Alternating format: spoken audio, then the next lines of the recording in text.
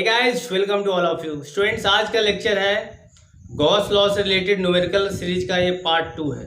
Student, आज के lecture में हम लोग बात करेंगे गॉस लॉ से रिलेटेड कुछ और भी अच्छे न्यूमेरिकल्स पे, जो कि नीट और आईआईटी में आए हुए हैं। उस पर हम लोग डिस्कस करेंगे। ये गॉस लॉ का सेकेंड पार्ट है। हम लोगों ने फर्स्ट पार्ट में भी बहुत सारे क्वेश्चन डिस्कस किए थे, जो कि कुछ क्वेश्चन एनसीईआरटी से थे और कुछ क्वेश्चन नीट में थे।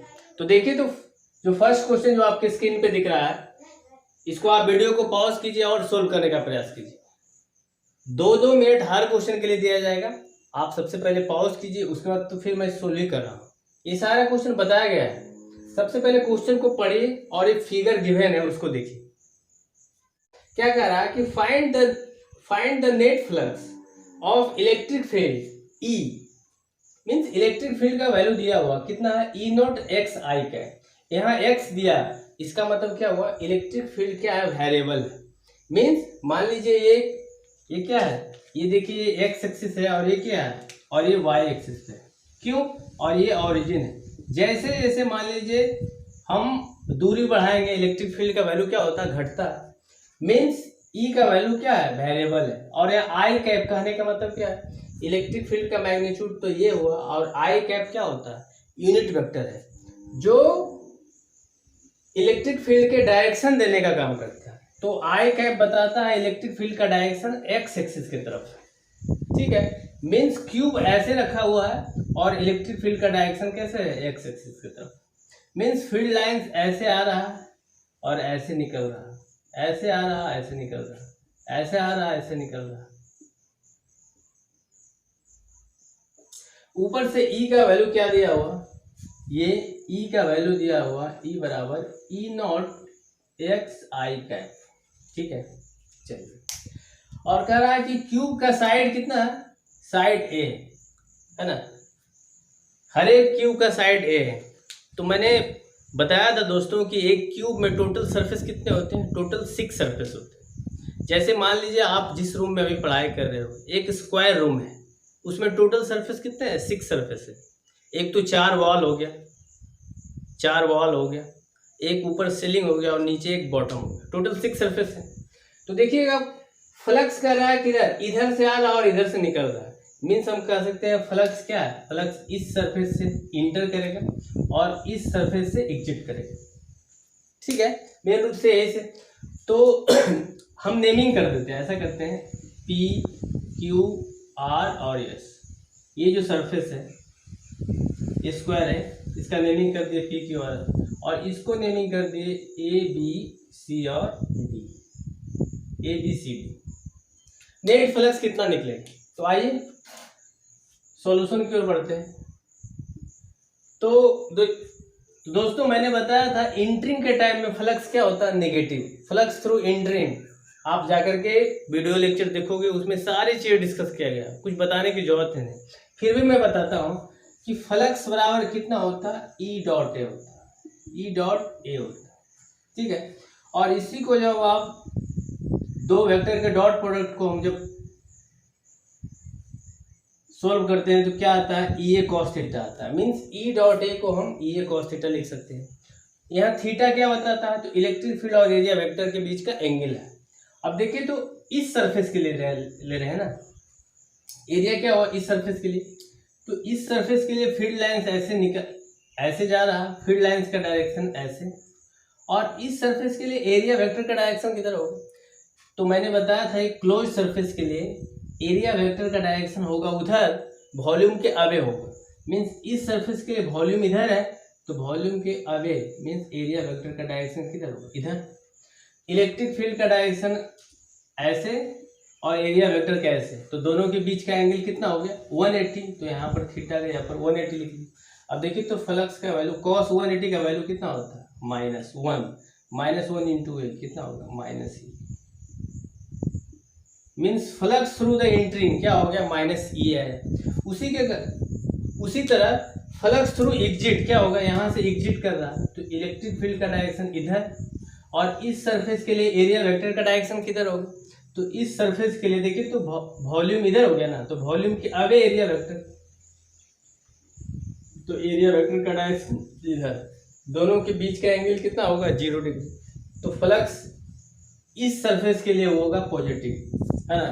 तो हम लोग पहले लेते हैं, सबसे पहले फ्लक्स थ्रू PQRS निकालते हैं इस सरफेस के लिए फ्लक्स। तो इस सरफेस के लिए देखिए तो फ्लक्स बराबर कितना होता है E डॉट ए।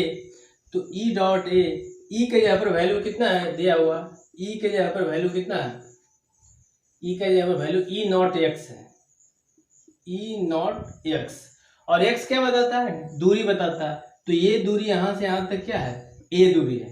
तो x के जगह पर हम क्या ले लें, x के जगह पर हम a ले लेते हैं, ठीक। ऊपर से एरिया क्या होगा, तो ये तो स्क्वायर होता है ना, स्क्वायर का एरिया कितना होता है a का स्क्वायर, तो a का स्क्वायर। ओवरऑल हम लिख सकते हैं फ्लक्स थ्रू PQRS कितना होगा, E नॉट AQ। ऊपर से ये भी ध्यान देना है कि इंटरिंग के टाइम में अभी जस्ट फ्लक्स क्या निकाले थे, नेगेटिव। तो ओवरऑल वैल्यू कितना नेगेटिव, फ्लक्स का value minus E not AQ, ठीक है। चलिए नेक्स्ट अब लोग बात करते हैं इस सरफेस के लिए, है ना। फ्लक्स कहाँ से बाहर निकल रहा है, तो इस सरफेस के लिए। तो फ्लक्स थ्रू ABCD, है ना, इसी को हम लोग बोलते हैं एग्जिट फ्लक्स, फ्लक्स बाहर निकल रहा है। और इसके लिए हम क्या बोलते हैं, इंटरिंग, ये इंटरिंग वाला फ्लक्स।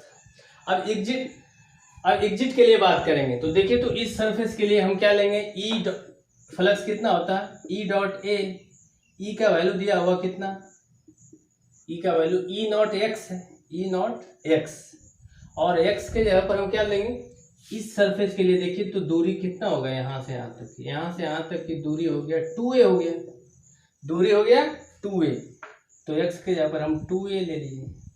अब एरिया कितना होगा, स्क्वायर का area a square into a square. देखिए तो फ्लक्स थ्रू ABCD कितना हो गया, फ्लक्स थ्रू AB हो गया plus 2E not AQ, 2E not AQ। Net flux क्या होगा बताइए तो, नेट फ्लक्स टोटल, है ना, 2E not AQ minus E not AQ कितना होगा, 2E not AQ minus E not AQ बराबर कितना हो गया, E नॉट AQ। ये आंसर है, कुछ करना ही नहीं था, बहुत ही आसान क्वेश्चन था। बहुत सारे स्टूडेंट को प्रॉब्लम होता है, लेकिन इस क्वेश्चन में कुछ था ही नहीं। क्या क्लियर है? मैंने बताया थे टोटल 6 सरफेस होते हैं क्यूब, मैंने विजुअलाइज भी किया था। अगर आप नहीं देखे हो तो वीडियो नंबर गॉस लॉ का फर्स्ट पार्ट आप देखोगे, उसमें आपको मिलेगा, चाहे इलेक्ट्रिक फ्लक्स में आपको मिलेगा। दोस्तों जब भी वीडियो आप देखना शुरू करो तो इलेक्ट्रिक फील्ड लाइन से अभी तक का वीडियो सारा अगर आप देख जाओगे तो इस तरह की प्रॉब्लम, चाहे नीट में आए हुए प्रॉब्लम, क्वेश्चन आपके स्क्रीन पे दिख रहा होगा। क्या कह रहा है क्वेश्चन, पहले वीडियो को पॉज कीजिए और सोल्व करने का प्रयास कीजिए। देखिए तो मैं ट्राई करता हूं, आइए। कह रहा है कि 2 चार्ज है, 2 चार्ज है, 2 चार्ज है। एक यहां पर a,0 करने का मतलब क्या है, मीन्स x एक्सिस पे रखा हुआ। देखो तो x कोऑर्डिनेट है a और y कोऑर्डिनेट 0 है, और यहाँ पर -2q चार्ज रखा हुआ, ठीक है। और दूसरा है 4a डिस्टेंस पे, 4a,0 यहाँ पे रखा हुआ है +q चार्ज रखा। अब क्वेश्चन को ध्यान से पढ़िए, कह रहा है कि 3a डिस्टेंस से, 3a,0 से, है ना, एक हम स्फीयर ड्रॉ करते हैं, और इस स्फीयर से कितना फ्लक्स निकलेगा वो हमको फाइंड करना। तो देखिए तो ये तो ऑरिजिन है 0,0 है, मीन्स a डिस्टेंस पे -2q चार्ज और 4a,0 पर +q चार्ज है। तो देखिए तो फ्रॉम गॉस लॉ से फ्लक्स निकालने का क्या दिया था, गॉस लॉ ने बोला था कि सबसे पहले देखो कि किसी सरफेस के अंदर चार्ज इनक्लोज कितना है ना, बोला था charge inside upon epsilon not. तो सबसे पहले चार्ज कितना इनक्लोज है, तो देखो तो ये इस स्फीयर के अंदर ये +q चार्ज तो आता नहीं, ये +q, तो नेट चार्ज इस स्फीयर के अंदर तो -2q है ना। इसका मतलब हम देखेंगे चार्ज इनक्लोज कितना है, चार्ज इनक्लोज्ड कितना है, तो -2q है ना। और फ्लक्स निकालना है तो फ्लक्स बराबर कितना होगा, फ्लक्स बराबर होगा charge enclose, charge inside upon epsilon. Inside कितना है -2q अपॉन कितना है एप्सिलॉन। बस यही आंसर हो। देखो तो फंसाने के लिए ये दिया था ये, और निकालना था यहाँ पे, बस फिगर आपने ड्रॉ किया, आंसर हो गया, कुछ करना ही नहीं। Question number 1। चलिए इसको राइट डाउन कीजिए, हम लोग नेक्स्ट क्वेश्चन की ओर बढ़ते हैं।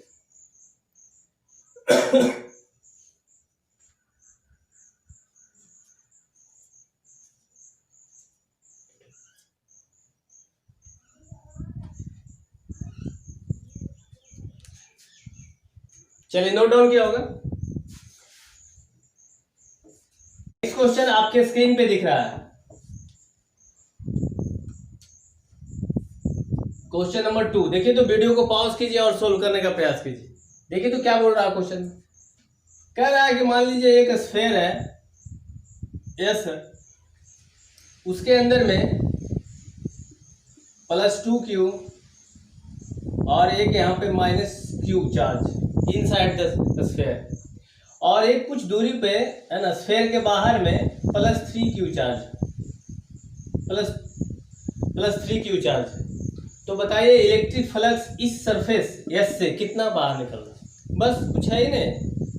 देखिए तो उसी से रिलेटेड इसमें भी है, फ्लक्स बराबर गॉस लॉ क्या कहा था, फ्रॉम गॉस लॉ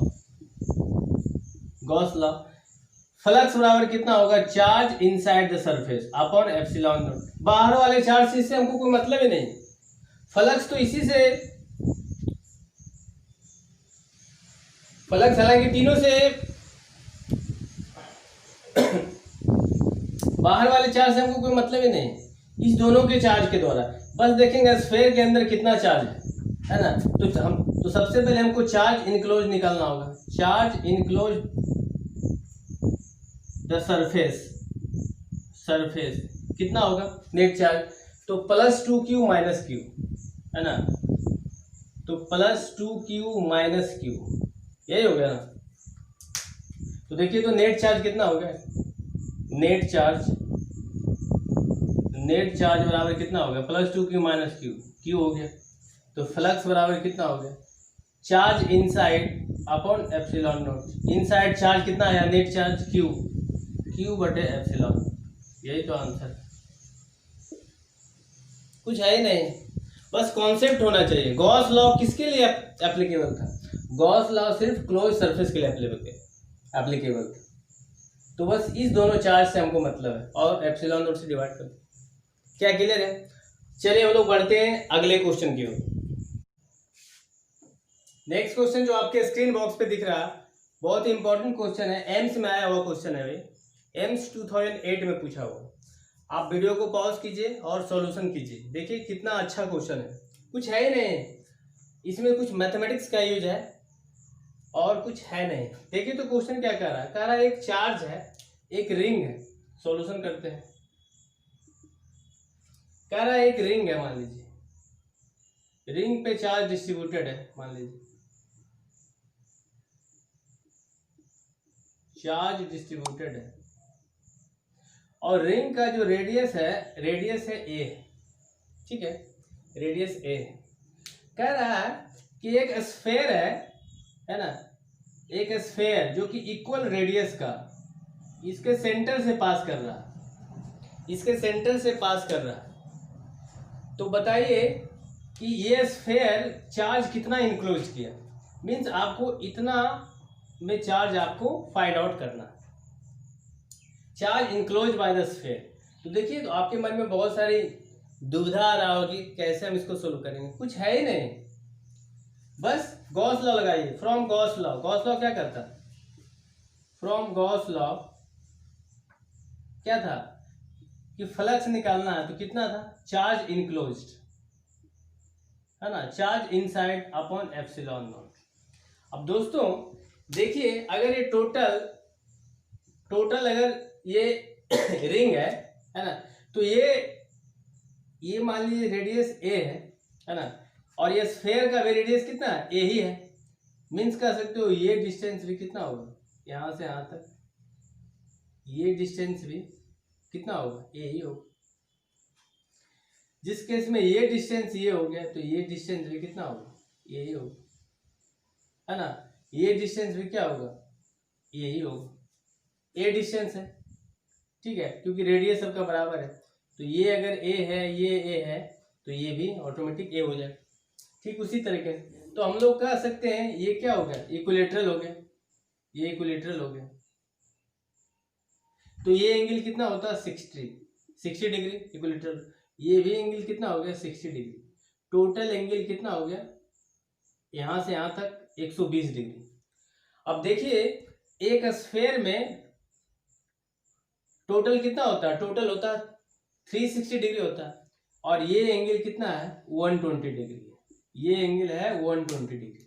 इसका मतलब हम कह सकते हैं इस स्फेयर का ये जो आप चार्ज इनक्लोज कर रहा है, ये स्फेयर कितना निकल रहा है, 1/3 पार्ट निकल रहा है। मीन्स हम लोग कह सकते हैं अगर इतना से हमको बोलता कि फ्लक्स निकालने के लिए तो होता है Q/ε0 होता, लेकिन फ्लक्स 1/3 पार्ट का निकालना है तो कितना होगा, flux through the spherical part, इतना पार्ट के लिए कितना होगा, Q/3/ε0, यही आंसर। मीन्स टोटल पार्ट के लिए Q/ε0, और इतना पार्ट तो 1/3 पार्ट है ना, ये टोटल है 360 डिग्री और ये इतना 120 डिग्री, इतना ही का तो हमको निकालना था, ये स्फेयर इतना ही तो निकालना। इसका मतलब Q/3/ε0, बस ऑप्शन में मिला लीजिए। यही क्वेश्चन कितना आसान था, बस फिगर ड्रॉ कीजिए और आंसर पाइए। नोट डाउन कीजिए, हम लोग अगले क्वेश्चन पे